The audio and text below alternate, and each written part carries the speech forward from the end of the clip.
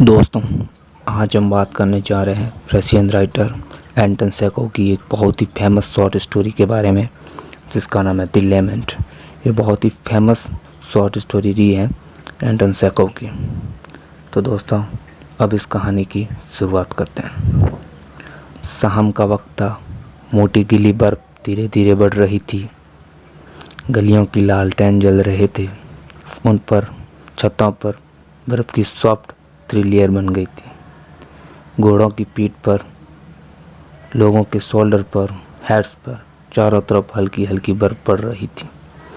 तो एक cab driver, घोड़ा गाड़ी चलाने वाला, आयोना नाम था उसका, बड़ा सफ़ेद सा हो रखा था। बर्फ से देखने में एकदम भूत की तरह लग रहा था। वो झुका हुआ था, इतना झुका हुआ था कि जितनी एक ह्यूमन बॉडी ज़्यादा से ज़्यादा झुक सकती है। अपने बॉक्स पर बैठा था। अब चाहे बर्फ कितनी भी गिर रही हो, वह मूव नहीं कर रहा था। ऐसा लग रहा था कि वो जरूरी नहीं समझता उस बर्फ को हटाना। ये रसिया है दोस्तों, यहाँ पर हमेशा बर्फ पड़ती रहती है। ठंडा इलाका है। तो इसका एक छोटा सा घोड़ा भी था। वो भी पूरा सफ़ेद हो रखा था। उस पर भी बर्फ जमी हुई थी। वो भी एकदम मोशनलेस था। वो भी ऐसा खड़ा था। उन दोनों को देखकर लग रहा था कि वो दोनों बहुत ही गहरी सोच में डूबे हुए थे। अगर ये स्टोरी सुनने वालों को भी अगर उस घर के माहौल से निकाल कर इस माहौल में रख दिया जाए ना, तो ऐसी लाइट्स लगातार आवाज़ के माहौल में लोग जल्दबाजी में लगे हुए हैं, तो आप भी ये सब देखकर गहरी सोच में डूब जाओगे। तो आयोना भी व उसका घोड़ा बहुत लंबे समय तक अपनी जगह से बिल्कुल नहीं हिले। शाम की हल्की धुंध उस टाउन पर धीरे धीरे उतर रही थी। इन गलियों की सफ़ेद लैंप की लाइट सूरज की ब्राइट किरणों की जगह ले रही थी। गलियों की शोर अचानक से बढ़ने लगा। कैबी, एक आदमी ने चिल्लाकर आयोना से पूछा, वाइबर ब्रिज चाहोगे? तो आयोना कूद कर खड़ा हुआ। उसने अपने बर्फ से ढकी हुई पलकों से ऑफिसर की तरफ देखा तो उसके सामने खड़ा था। ओवर कोट पहने, सिर पर अपने कोई हुड सी टोपी डाली हुई थी। ऑफिसर ने फिर से पूछा, सो रहे थे क्या? तुम वाइबर ब्रिज चलोगे? तो आयोना ने कहा, अपने हाँ में सिर हिलाते हुए। उस घोड़े को लगाम उठाई और उसे उठाने के बाद घोड़े के बैक पर और गर्दन पर लगी बर्फ गिर गई थी। वो ऑफिसर लंबी सांस भरते हुए गाड़ी की सीट पर बैठ गया और आयोना ने अपने घोड़े को एनकरेज करने के लिए अपने मुंह से आवाज़ निकाली और घोड़े ने भी हाथ की तरह अपनी गर्दन बाहर निकालती और पैरों की रफ्तार बढ़ाई। अब आयोना की आदत थी कि वह घोड़े को अब हल्की हल्की चाबुक मारता था। जैसे जैसे आयोना अपनी गाड़ी चला रहा था तो घोड़ा उसकी आवाज़ें सुनाई दे रही थी। क्या कर रहा है? कहाँ जा रहा है? सीधे चलना। तो ऑफिसर ने उससे पूछा, क्या तुम्हें ड्राइव करना नहीं आता? राइट साइड रखो ना अपना घोड़े को। तभी एक कोचमैन उनके पास में से निकला, अपनी प्राइवेट गाड़ी में अपनी बर्फ को झाड़ते हुए। उससे आयोना की तरफ देखा तो पीछे बैठा ऑफिसर मजाक मजाक में बोला, कैसे लुच्चे लफंगे लोग हैं। फिर आयोना ने पलटकर ऑफिसर की तरफ देखा। अपने लिप्स को हिलाने लगा जैसे वह कुछ बोलना चाहता, लेकिन वह बोल नहीं पा रहा था। ऑफिसर ने उससे पूछा, क्या हुआ? फिर आयोना ने बहुत हल्की सी उसकी तरफ स्माइल दी और बहुत कोशिश करके उसके मुंह से कुछ निकला, साहब इस हफ्ते मेरा बेटा मर गया। उसकी आवाज़ में एक दर्द था। अच्छा, कैसे हुई उसकी डेथ? ऑफिसर ने उससे पूछा। तभी ये सुनकर आयोना ने अपनी पूरी बॉडी पीछे की तरफ घुमा दी और बोलने लगा कि पता नहीं, कह रहे थे कि बहुत तेज़ बुखार आया और 3 दिन तक वो हॉस्पिटल में था और अचानक से गुजर गया। आगे देखो आगे। ऑफिसर ने उसे आगे देखने को कहा तो सामने से एक आवाज़ आई। शायद वो उस गाड़ी से टकराने वाला था। पागल हो गया क्या कुत्ते? आंखों का इस्तेमाल कर, अभी मर जाते तो। ऑफिसर भी बोल रहा था, जल्दी चलाओ, ऐसे तो हम कल तक नहीं पहुंच पाएंगे, थोड़ा जल्दी चलाओ। अब उसने अपनी गर्दन आगे की तरफ मोड़ी और घोड़े को चाबुक मारने लगा। फिर बार बार उसने पलटकर ऑफिसर की तरफ देखा, पर ऑफिसर ने आंखें बंद कर ली और ऐसा दिखाने की कोशिश कर रहा था कि मैं तुम्हारी बात सुनने में इंटरेस्टेड नहीं हूँ। ऐसे चलते चलते उसने एक पार्क के पास जाकर उस ऑफिसर को उसने उतारा। अब वहाँ जाकर वो फिर से अकेला हो गया। बर्फ उस पर गिर रहे थे। 1 घंटे तक वो फिर से मोशनलेस हुआ बैठा हुआ था। 1 घंटे बाद फुटपाथ पर रबड़ के जूतों की चूं चूं करने की आवाज़ आई। 3 लड़के झगड़ते हुए उसके पास आ रहे थे। 2 लंबे थे, एक छोटा था। छोटे वाले के कुबड़ निकला हुआ था तो वो चिल्ला के आयोना को बोला, कैबी पॉलीस्टाइरीन चना है। तो आयोना ने फिर से लगाम उठाई और मुंह से आवाज़ करने लगा।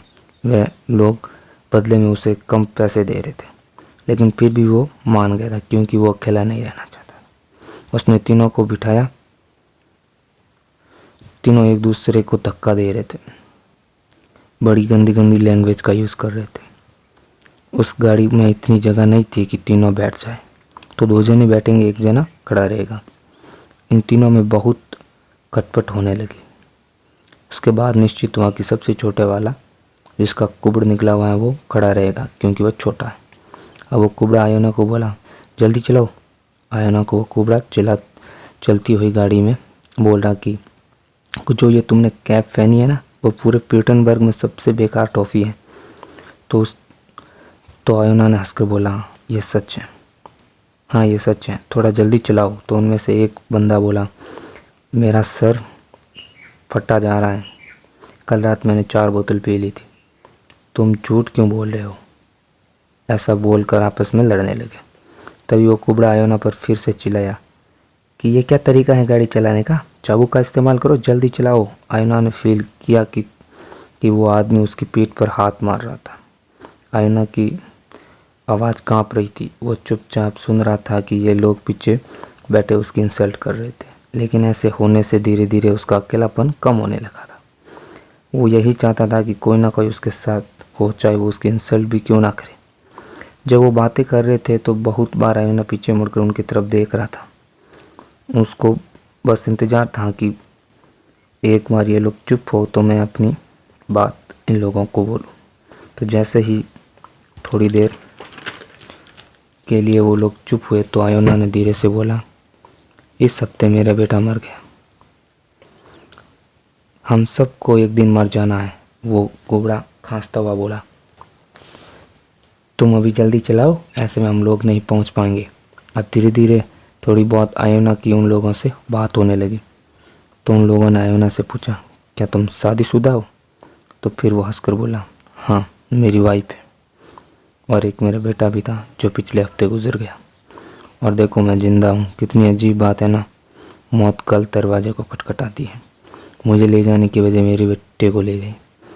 वो पीछे मुड़ा और उन्हें बताने लगा कि उसका बेटा कैसे मरा, लेकिन एट दिस मोमेंट वो छोटा वाला सांस भरते हुए बोला, थैंक गॉड हम लोग पहुंच गए। उसके बाद वो लोग आयना की कैब से उतर गए और आयना उन लोगों को देखते रह गया। वो लोग अंधेरे में गायब हो गए। एक बार फिर से आयना अकेला हो गया। शांति में सोचने लगा, चिंता में यहाँ वहाँ देखने लगा। इतने सारे लोग हैं इन गलियों में, एक भी इंसान नहीं है जो उसकी बात सुन सके। लोग तो उसके नोटिस भी नहीं कर सकते। उसको लग रहा था कि उस वक्त कि उसके दिल में इतना दुख है कि अभी अगर उसका दिल फटे तो उसमें से इतना दुख निकलेगा कि पूरी अर्थ उसमें ओवरफ्लो हो जाएगी। लेकिन अभी रोशनी में भी उसके दुख का कोई नहीं देख पा रहा था। तभी कुली टाइप का एक आदमी आयना को दिखता है। तो आयना उसके पास जाकर टाइम पूछता है कि टाइम क्या हुआ दोस्त? तो वह कुली बोला 9 बजे। तुम यहाँ क्यों खड़े हो? यहाँ से जाओ, यहाँ कोई खड़े होने की जगह नहीं है। तो आयना को लगा कि यूजलेस है लोगों से बात करना, हेल्प मांगना। अब आयना सोच रहा था कि आज ज़्यादा कुछ कमाया नहीं है, वह घोड़े को क्या खिलाएगा। तो उसको एक यंग कैब ड्राइवर दिखा। तो आयना उसके पास गया और उससे अपना दुख सुनाने लगा। तो आयना ने देखा कि उसकी बातें का उस कैब ड्राइवर पर कोई असर नहीं पड़ रहा था। उस यंग कैब ड्राइवर को नींद आ गई थी। अब आयोना ने गहरी सांस ली और अब उसके दिल से एक ही बात निकली कि जवान आदमी को पीने की तलब होती है, वैसे ही बूढ़े आदमी को बात करने की लिए कोई चाहिए। 1 हफ्ते होने को आया उसके बेटे को गुजरे, और अब तक वह प्रॉपर किसी को अपने दुख को शेयर नहीं कर पाया, किसी को ये नहीं बता पाया कि उसका बेटा कैसे गुजरा, क्यों गुजरा, क्या बीमारी थी। आज वो अपने घोड़े को अनाज नहीं खिला सकता था, क्योंकि वो सूखी घास ही खिला रहा था, क्योंकि उसके पास उस घोड़े की आंखों में देखकर बोलता है, आज तुम्हारे कौन जितना मैंने नहीं कमाया, इसलिए सूखी घास है। मैं बूढ़ा हो गया हूँ ना, ठीक से ड्राइव भी नहीं कर सकता हूँ। अगर आज मेरा बेटा होता तो बहुत ही अच्छी गाड़ी चलाता, अगर वो जिंदा होता तो वो बहुत अच्छी गाड़ी चलाता। हमें अकेला छोड़कर चला गया वो। फिर वो कुछ मोमेंट के लिए चुप रहा और फिर वो अपने बेटे की डेथ स्टोरी अपने घोड़े को सुनाने लगा। वो घोड़ा चबा रहा था और सुन रहा था। अयन अपनी सारी फीलिंग बाहर निकाल रहा था, सारी स्टोरी अपने घोड़े को सुना रहा था। शायद इससे उसका दुख थोड़ा कम हो। ये उसकी बेटे की डेथ की स्टोरी सुनकर घोड़े की आंखों में से आंसू आने लग गए थे।